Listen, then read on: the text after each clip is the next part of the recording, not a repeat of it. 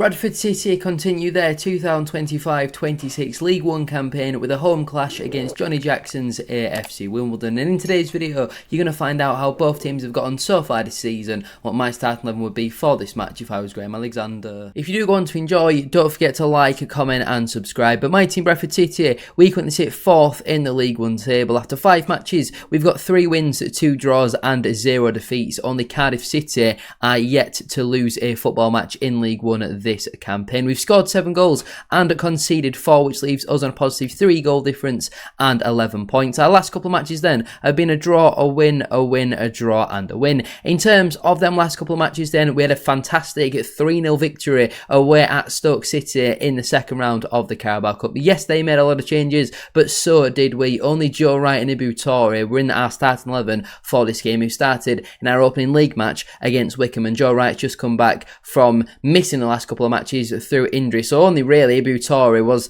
the first and kind of only outfield player starting in this one, and we went away to Stoke and completely dominated them. We thoroughly deserved to win by maybe more than the 3 goals. We were absolutely outstanding, and obviously we have been rewarded with Newcastle away in the next round. I'm absolutely buzzing for that one. We also had a 1-1 draw away at Peter, a very frustrating game in all honesty. It certainly didn't feel like there was 28 shots in the match, not a lot of quality between the two sides. We made, I think, 5 or 6 changes in this game to be prepared for the Stoke match. But yeah, really disappointing, really frustrating if I'm being completely honest, especially when you concede in the 90th minute or in injury time in the second half. It is always going to be disappointing, but still, a point on the road is not the end of the world. We also had a 2-1 win away at Stockport County. First half, they completely played us off the park and could have easily been 3 or 4-0 up. Some good saves from Sam Walker, but we stayed in the game, made some tactical tweaks at half-time, and Stockport couldn't really cope with us in the second half. Will Swan and Anthony Sarswick finding themselves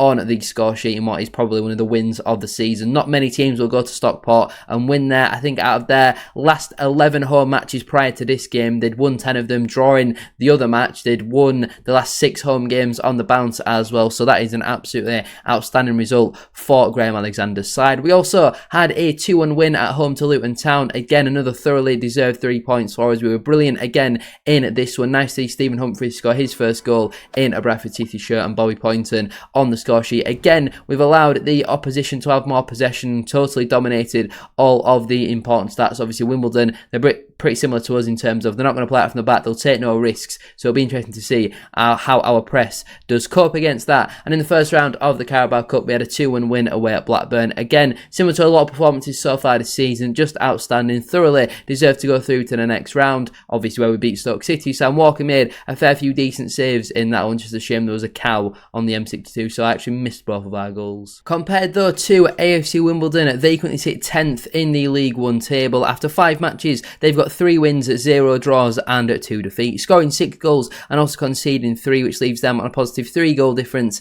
and 9 points. Their last couple of matches then have been a win, a loss, a win and a loss. They've had a great start to the season, in all honesty. I didn't think Wimbledon would really have enough to even challenge for survival this year, but they're absolutely flying so far this campaign, and it certainly won't be an easy one. On Tuesday, they had a 2-1 defeat away at Reading. Looking at the stats, Wimbledon actually had more possession than Reading in this game. They had more shots on target, maybe deserved a little bit more out of that game. If we have a look at the Wimbledon team for this match, I would say, I think it's fair to say they've made quite a lot of changes for this one. Not many of these players will be starting regularly in the league, but there's still the odd player in there like your Harbottles, your Jake Reeves, who will still be getting regular starts this season, but it was a fairly rotated Wimbledon side. They also had a 2-0 win at home to Barnsley. Again, the opposition have dominated possession, but Wimbledon were very clinical with both of their opportunities. Matty Stevens is always going to be scrapping in and around that 6-yard box, trying to poke a goal home, and that's what he did. And Antoine Hackford spun Jack Shepherd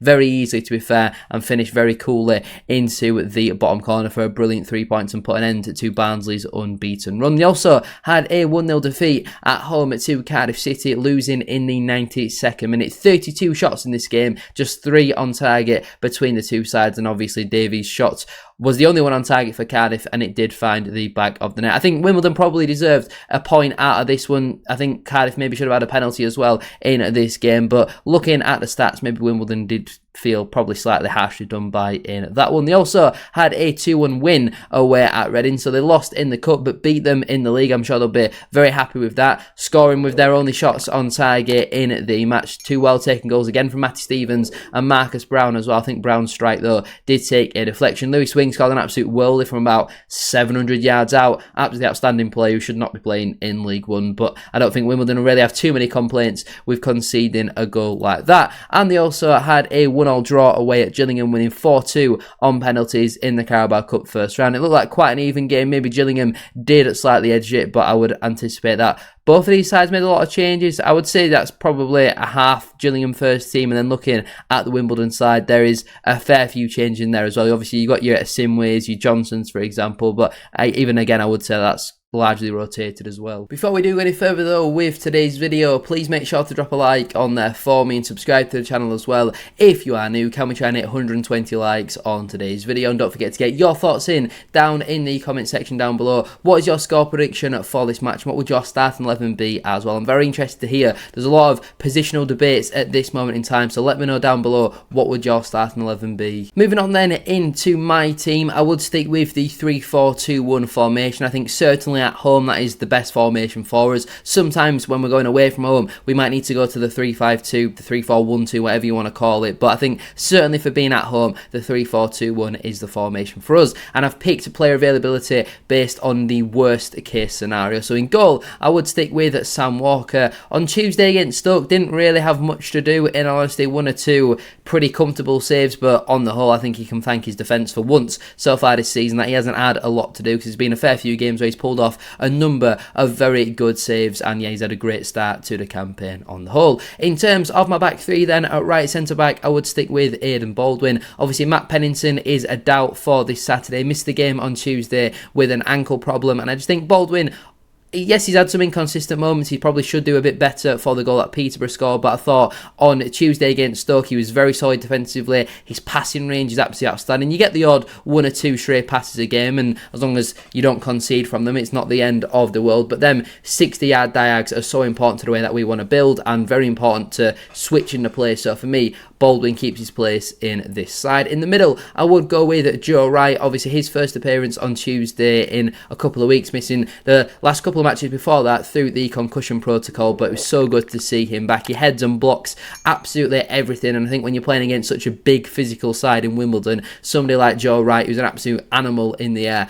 has to start in this game. And at left centre back, again, I would bring back in Curtis Till. I thought first half against Stoke, Kieran Kelly was quite poor, a few shaky touches. Second half, though, he got up to the standard of everybody else and did cut those mistakes out. But Tilt, for me, has still had a great start to the season, and I don't think Kelly's done enough, really, to displace him. I thought Kelly was quite poor as well away at Stockport, whereas Tilt, I don't think he's really had a poor game so far, in all honesty. So for me, personally, he comes back in and starts at left centre-back again, similar to Joe Wright, absolute animal, and we're going to need that sort of physicality in our team. In terms of my midfield four at right wing-back, this is incredibly tough decision, in all honesty, but I have stuck with Josh NEUFVILLE. Obviously, Brad Halliday got his first minutes on Tuesday and certainly took his opportunity. I thought he was outstanding, obviously. Scores our second goal and takes that finish very well, but it wasn't just that for me. I thought defensively, he was incredibly solid. Loads of energy down that right-hand side to say he's not played much football, or if any football, so far this campaign. NEUFVILLE, I think, was great on the opening day against Wickham, and then since then we've seen a lot of flashes and glimpses and not seen a consistent performance. But I'm thinking against his former side, we're going to need a bit more pace on the counter potentially as well, and try and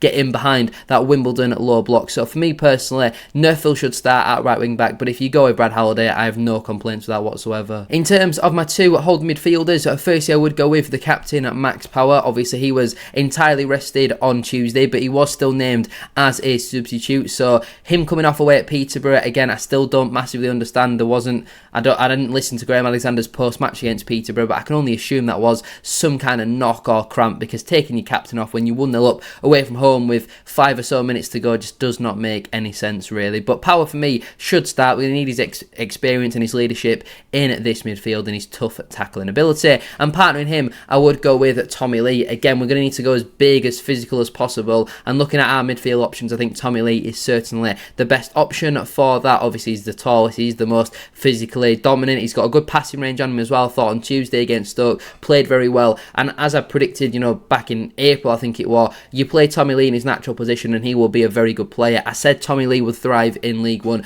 As long as you play him as a central midfielder, he is a very good player, and that is what we've seen so far this campaign. And I feel like Patterson and Metcalf a little bit maybe weak against people like Alistair Smith in at that midfield, so try and match them up with a bit of physicality. And obviously Tommy Lee still has a lot of quality going forward. And as my left wing back, again, I would stick with Ibu Toure. Outstanding again on Tuesday. So good defensively, so solid, uses experience very well. Yes, going forward his crosses aren't perfect every time, but if he was outstanding defensively and outstanding going forward, he wouldn't be playing in League One. But I don't think he's as bad going forward as what a lot of Stockport fans were making him out to be. So for me personally, keeps his place in the side, with Lewis Richards obviously still a couple of weeks away from being named in a matchday squad. And in terms of my front three then, firstly, as the right attacking midfielder, I would stick with George Lapsley. Obviously got a goal and an assist on Tuesday, got the assist away at Peterborough as well. I think I saw somebody tweet that he's had something like 16 appearances in a Bradford City shirt, 5 goals, 2 assists, and a lot of them have obviously come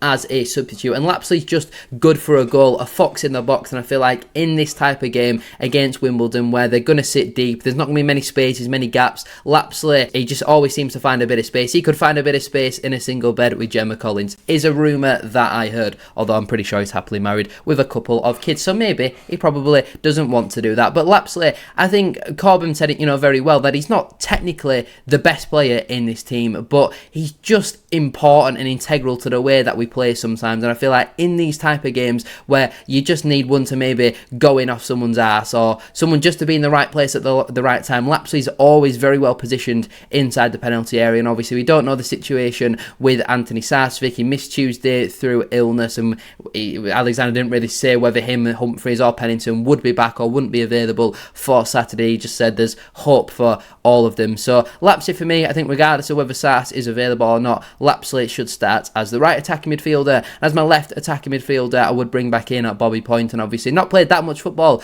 over the last couple of games, 15 minutes off the bench as a sub on Tuesday, didn't even get on the pitch away at Peterborough either. And I think Tyreek Wright wasn't the greatest against Peterborough. Obviously that dive was absolutely awful, but on Tuesday against Stoke I thought it was very good. I think now we're seeing Tyreek Wright play further forward again in them attacking positions. We're seeing the best version of him again. We're not seeing him shoehorned in at left wing back, which for me just did not work at all last campaign, or even the half a season he spent on loan with us before that. For me though, Tyreek Wright in the front three is a very good option, but I think when you're at home, Pointon always plays very well at home, and we're going to need that close control to maybe try and draw the fouls. And I just think technically Pointon offers something a bit different to Wright. Wright's more pace and direct dribbling, whereas Pointon is a bit more technical ability and link up play, and I feel like that could be important with Pointon's precise passes, trying to find a Lapsley in the box. So for me, Bobby should start as the left attacking midfielder. And as my striker, I would stick with Will Swan. That man is on fire at this moment in time, scoring goals for fun, already up to 4 so far this season. He must be averaging a goal every 65-70 minutes, something like that. He has had an outstanding start to life in a Bradford City shirt. Hopefully he can score again on Saturday, obviously with a fair few striker unavailabilities at this moment in time. The likes of Cook, Kavanagh, Humphreys could be a doubt as well for Saturday. But Swan for me, I've been really impressed, not just with his goal scoring ability, but he always works so hard. His link up play is very good. He plays an important part in all 3 of our goals really. He's the one who originally wins the ball back for our second goal. He scores the first goal. It's him who's taking players on, getting shots off to force the rebound for Lapsley as well for our third goal. I've been massively impressed with Will Swan. I was delighted when we signed him, and I'm even more delighted now I've seen him play, score goals in a Bradford City shirt. I absolutely love that man. On the bench then for me, that would leave Joe Hilton, Brad Halliday, Kieran Kelly, Jensen Metcalf, Alex Patterson, Tyreek Wright and Nick Powell. The players currently unavailable are Matt Pennington, obviously missed Tuesday with an ankle injury and is a bit of a doubt for Saturday. Neil Byrne is still about a month or so away from returning. Lewis Richards is now back in full training, but he's still a few weeks away. We might see him get some minutes hopefully in the EFL Trophy on Tuesday against Grimsby. Obviously we've got the doubts of Anthony Sarsfield and Stephen Humphreys as well through illness. If they're available, then I guess that does cause for a little bit more debate about, you know, do they come straight back into the matchday squad? Who do you then drop out of it? Because we've got a lot of competition for places at this moment in time. As I previously mentioned, Callum Kavanagh is still unavailable. His return has kind of plateaued according to Graham Alexander, so it doesn't sound like he's going to be back anytime soon. And obviously Andy Cook as well. I'm sure he's absolutely buzzing that we have drawn at Newcastle in the Carabao Cup. Will he be back for that game though? Obviously it's meant to be played around the middle towards the back end of September sort of time. I thought he'd be back around early to mid-October, so I guess obviously the physios and all that sort of stuff won't let him play unless he is 100% ready, but I'm sure he'll be absolutely devastated if he does miss that. So even if he, I don't know, Cook wants to play, let's be honest. The players who miss out then through selection, there's not many because of the amount of unavailability, but it would be Zach Hadey, George Goodman, Adam Wilson and Tyler Smith. Will we see any of them depart before the transfer window does close? Obviously the first two, hopefully not permanently, hopefully they just do go out on loan, but in particular Wilson and Smith, I think for the sake of their own careers, go and following Clark Ador's footsteps, go and play in League 2, prove yourself at that level, and then you'll get a better move next summer. It just makes sense. But anyway, I'm going to leave it there then for today's video. If you have enjoyed, please make sure to drop a like on there for me and subscribe to the channel as well. If you are new, can we try and hit 120 likes as I mentioned at the start of today's video? And don't forget to get your thoughts in down in the comment section down below. What is your score prediction for this match? What would your starting 11 be as well? Head over to more SHD to find out all of my score predictions for game week at number 6. Hopefully for another 3 points, but it certainly won't be an easy one. Thank you all for watching. Have a great rest of your day, and I'll see you all on Saturday for the matchday vlog over on the main channel.